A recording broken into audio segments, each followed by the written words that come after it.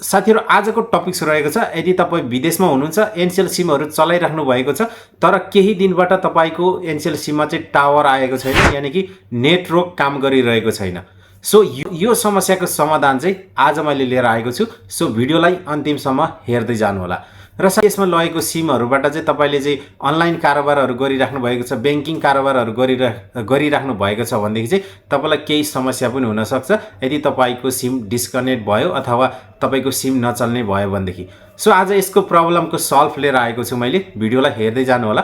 So साथीहरु आजको टपिक्समा हामी यही कुरा गर्ने छौं, एनसेल सिमको नेटवर्क नआउनुको रिजन के हो, एनसेल सिमको टावरलाई चाहिँ हामीले चाहिँ कसरी ल्याउन सकिन्छ आजको भिडियोमा हामी पूरा कुराकानी गर्नेछौं।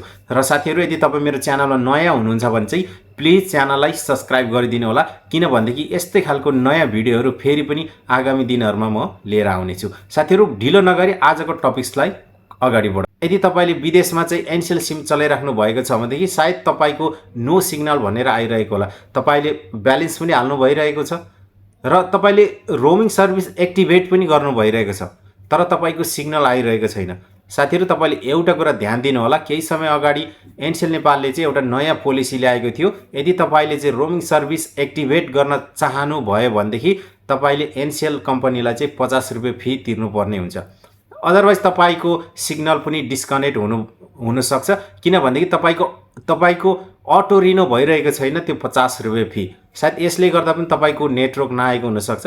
र यदि तपाईको नेटवर्क आएको छैन र सिम तपाईको एक्सपायर भएको छैन भनेदेखि चाहिँ तपाईले आफ्नो घर परिवारको कुनै पनि साथीभाइहरुलाई तपाईले एनसेल सिमको कस्टमरलाई कल गरेर पनि मजाले बुझ्न सक्नुहुनेछ र तपाईको साथीलाई भन्नुभन्दा अगाडि तपाईले तपाईको डिटेल्समा तपाईले तपाईको कसको नाममा सिम छ र तपाईको पूरा घरको एड्रेस ठेगाना चाहिँ तपाईले चाहिँ साथीलाई भन्नु होला, किनभनेदेखि कस्टमर केयरले चाहिँ बेसी कुराहरु पनि सोध्ने गर्छ।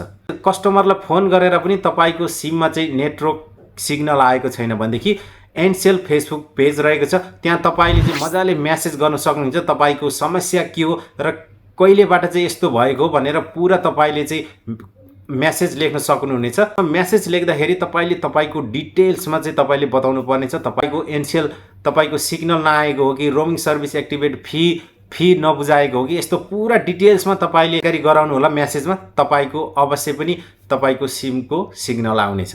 साथीहरु यो गर्दा पनि तपाईको सिग्नल आएन, फेसबुक पेजबाट तपाईले कन्ट्याक्ट गर्नुभयो, कस्टमर केयरलाई सोध्नुभयो, यो गर्दा पनि तपाईको चाहिँ सिग्नल आएन भनेदेखि तपाईले यो स्क्रिनमा हेर्नु होला, म यो सेटिङ गर्नुभयो भनेदेखि पक्कै पनि तपाईको सिग्नल आउनेछ है त। साथीहरु मोबाइल नेटवर्कमा गएर चाहिँ तपाईको सिम सेटिङमा जानु होला र जुन नेपालको सिम युज गरिराख्नु भएको छ। सो त्यसमा सबैभन्दा लास्टमा एक्सेस पोइन्टको मुनि ठिक मुनि चाहिँ एउटा क्यारियर भन्ने तपाईले एउटा अप्सन देख्न सक्नुहुनेछ, त्यसलाई क्लिक गर्नु होला।